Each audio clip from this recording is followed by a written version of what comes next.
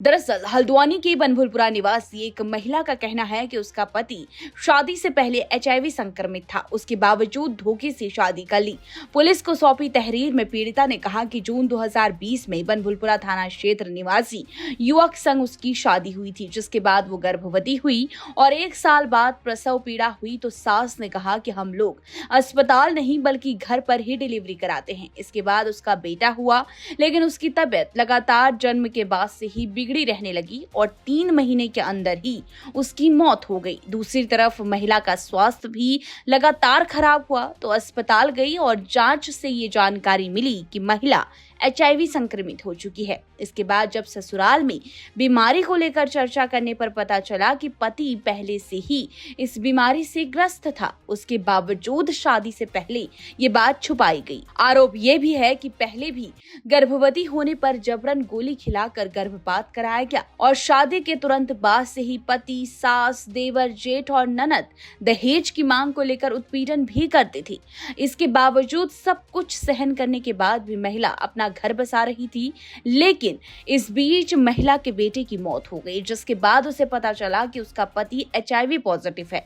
तब जाकर महिला पुलिस के पास पहुंची। अब महिला का ये भी आरोप है कि ससुरालियों ने दुपट्टे से गला दबाने की कोशिश की, जिसे रिश्तेदार के एक भाई ने देख लिया। इसके बाद युवती के परिवार को फोन पर सूचना देने के साथ ही मोहल्ले के लोगों की मदद से किसी तरह ससुरालियों के कब्जे से महिला को छुड़ाया गया, जिसके बाद पुलिस को घटना की जानकारी दी गई। अब फिलहाल पुलिस प्राथमिकी के आधार पर मामले की जांच में जुटी हुई है। उत्तराखंड की हर छोटी बड़ी खबर पर नजर डालने के लिए फेसबुक पेज पर द पब्लिक मैटर को फॉलो करें और यूट्यूब पर चैनल को सब्सक्राइब, लाइक और शेयर जरूर करें।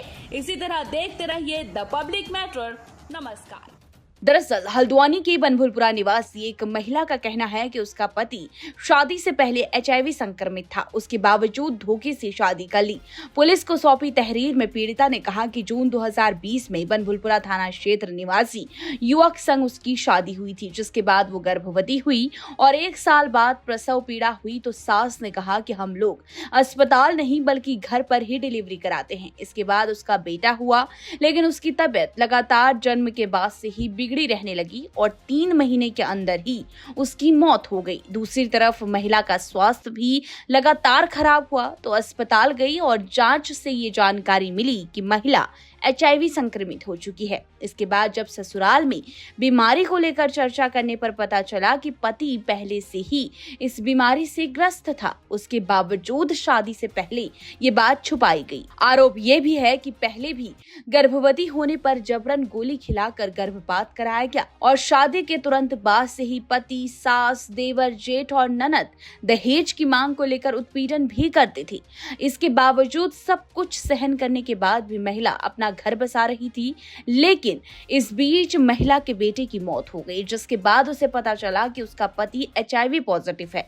तब जाकर महिला पुलिस के पास पहुंची। अब महिला का ये भी आरोप है कि ससुरालियों ने दुपट्टे से गला दबाने की कोशिश की, जिसे रिश्तेदार के एक भाई ने देख लिया। इसके बाद युवती के परिवार को फोन पर सूचना देने के साथ ही मोहल्ले के लोगों की मदद से किसी तरह ससुरालियों के कब्जे से महिला को छुड़ाया गया, जिसके बाद पुलिस को घटना की जानकारी दी गई। अब फिलहाल पुलिस प्राथमिकी के आधार पर मामले की जांच में जुटी हुई है। उत्तराखंड की हर छोटी बड़ी खबर पर नजर डालने के लिए फेसबुक पेज पर द पब्लिक मैटर को फॉलो करें और यूट्यूब पर चैनल को सब्सक्राइब, लाइक और शेयर जरूर करें।